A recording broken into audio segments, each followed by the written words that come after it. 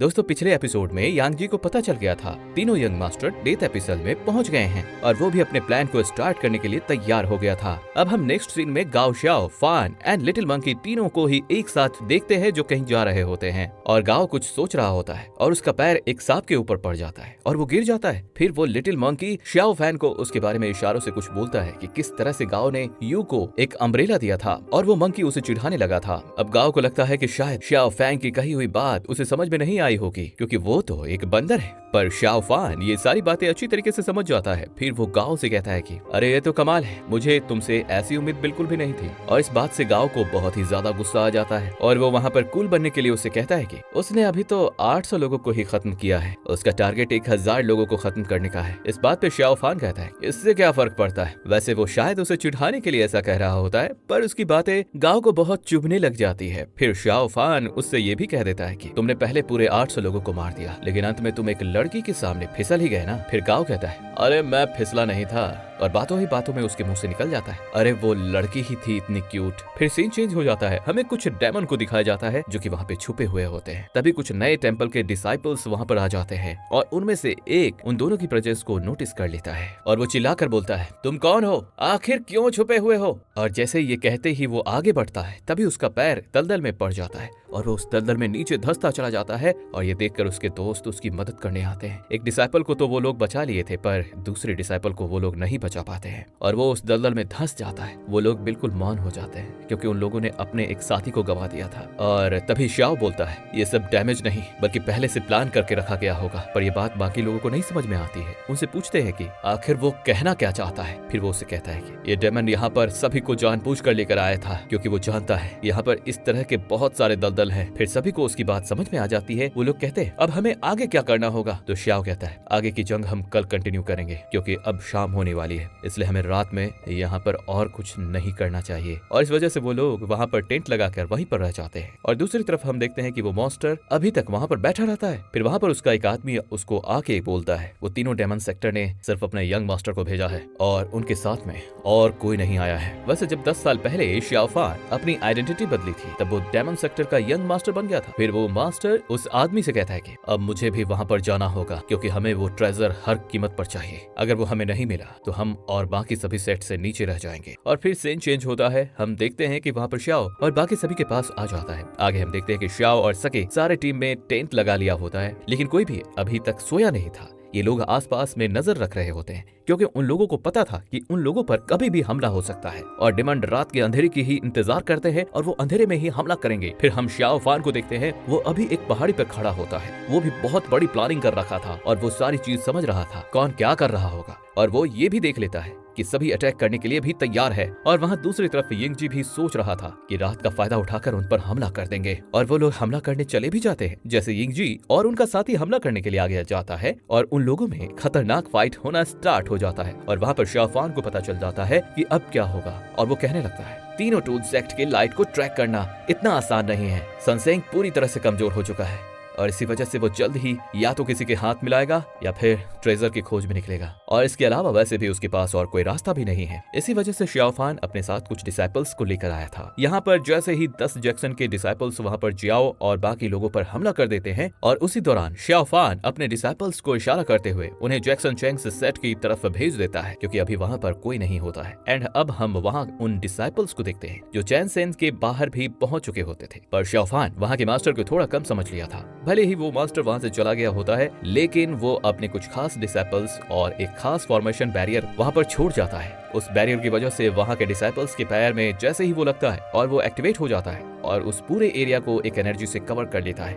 और इस बैरियर के चलते वो डिसाइपल्स वहाँ से नहीं निकल सकते थे। और इसी दौरान कुछ दूसरे डिसाइपल्स ने उनके ऊपर हमला करना शुरू कर दिया था। और फिर हम वहाँ पर डेमन और ह्यूमन की फाइट को देखते हैं और इस फाइट के दौरान यांग जी भी अभी भी सामने नहीं आया था, तो इस वजह से उन तीनों सेट को उन्हें हराने में आसानी हो रही थी। तीनों चैन सेट के डिसाइपल्स के साथ फाइट करने में अब हम देखते हैं कि इस लड़ाई के दौरान धीरे धीरे डेमन हारते जा रहे थे क्योंकि डेमन के साथ कोई भी पावरफुल मास्टर नहीं था, लेकिन दूसरी तरफ ह्यूमन के पास कोई मास्टर तो नहीं होता है, पर उनके सीनियर्स ने उनके सिचुएशन को बहुत ही अच्छे से संभाल रखे थे। फिर हम देखते हैं कि जब डेमन हार रहे होते हैं, फिर वो मास्टर वहाँ पर आकर उन पर अटैक कर देता है और उनके अटैक की वजह से उनके अटैक को सभी सीनियर्स ने मिलकर रोक दिया था। पर वो सीधा उस मास्टर को खत्म करने ही वाले थे, तभी वहाँ पर यांग जी आ जाता है और उस मास्टर पर किया हुआ हमला को रोक लेता है। अब वो मास्टर की पावर इतनी खतरनाक थी कि वहाँ सभी डिसाइपल मिलके भी उनके पावर को नहीं रोक सकते थे। और फिर वो मास्टर नीचे आ जाता है। फिर यांग जी भी उसके पास जाके कहता है, हमने अभी तक 30 डेमन को खो दिया है। और तभी सियासी आगे आके कहने लगता है, तुम्हें शर्म नहीं आती? हम सिर्फ जूनियर और सीनियर डिसाइपल्स हैं, जबकि आप एक शेख होल के मास्टर हो, लेकिन फिर भी आप हमसे लड़ने के लिए यहाँ पर आए हो। और फिर वो मास्टर कहता है, फाइट में ये सब चीजें नहीं देखी जाती, और क्या तुम मेरी जगह होते तो क्या तुम भी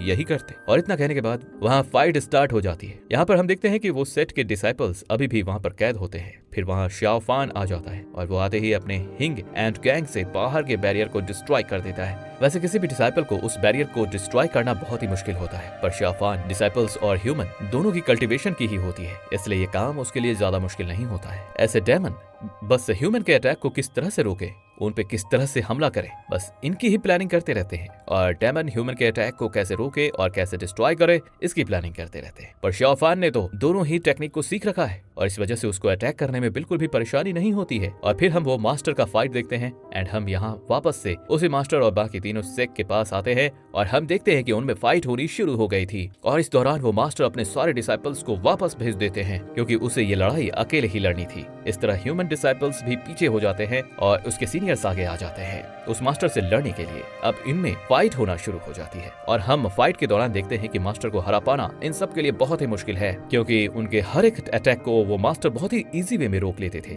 उसके पास एक गार्ड तकनीक थी जो कि एक शील्ड की तरह काम कर रहा होता है। उसकी मदद से वो उनके सभी अटैक को रोकने के अलावा खुद की अटैक को भी कर रहा था। फिर हम नए टेंपल के दोनों मॉन्क को देखते हैं जो कि अपने खास स्पिरिचुअल परफॉर्म करते हुए ग्रेट बुद्धा बॉडी को एक्टिवेट कर लेते हैं, लेकिन इसे भी उस मास्टर ने बहुत ही आसानी से डिस्ट्रॉय कर दिया था।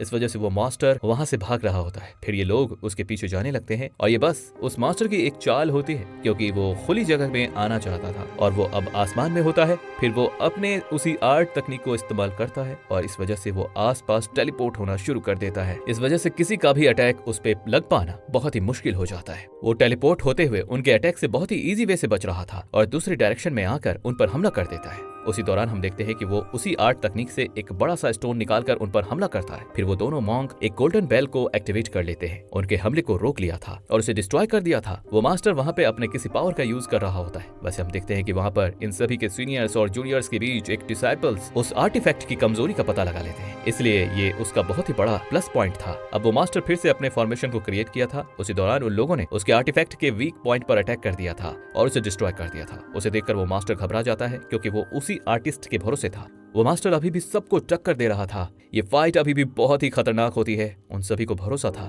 कि वो सभी उन मास्टर को हरा देंगे। हम देखते हैं कि सीनियर लुवो अपने स्पोर्ट का इस्तेमाल करते हुए उस मास्टर पर अटैक कर देता है और उसके साथ साथ उनको बाकी साथी भी उस मास्टर पर अटैक करना शुरू कर देते हैं। साथ ही सब यान जी को घेर लेते हैं, लेकिन वो मास्टर डरने की बजाय हंसने लगता है और फिर से अपनी उसी आर्टिस्ट को एक्टिवेट करके उसकी पावर को अलग तरीके से इस्तेमाल करता है। उससे वहां पर एक एनर्जी का बहुत ही खतरनाक प्रेशर ले आता है, जिसकी वजह से सभी डिसाइपल्स को वहां से दूर हटना पड़ता है। इतने में ही हम देखते हैं कि लू ने अपने बहुत ही power 9th mystic sky penetrate skill से मास्टर पे हमला करती है और ये अटैक इतना ज्यादा खतरनाक होता है कि उस अटैक को काफी दूर से भी देखा जा सकता था। शाओ फान तो अभी उसी तरह देख रहा था। उस अटैक के बाद क्या हुआ, क्या यान जी बचा या नहीं, हम उसे देखेंगे अगले एपिसोड में। तो नेक्स्ट एपिसोड देखने के लिए इस वीडियो को लाइक कर दीजिए और चैनल पर नए हैं तो चैनल को सब्सक्राइब करके बेल नोटिफिकेशन आइकन को ऑल पर सेट कर लीजिए, ताकि आपसे नेक्स्ट एपिसोड कभी भी मिस ना हो। Thank you very much.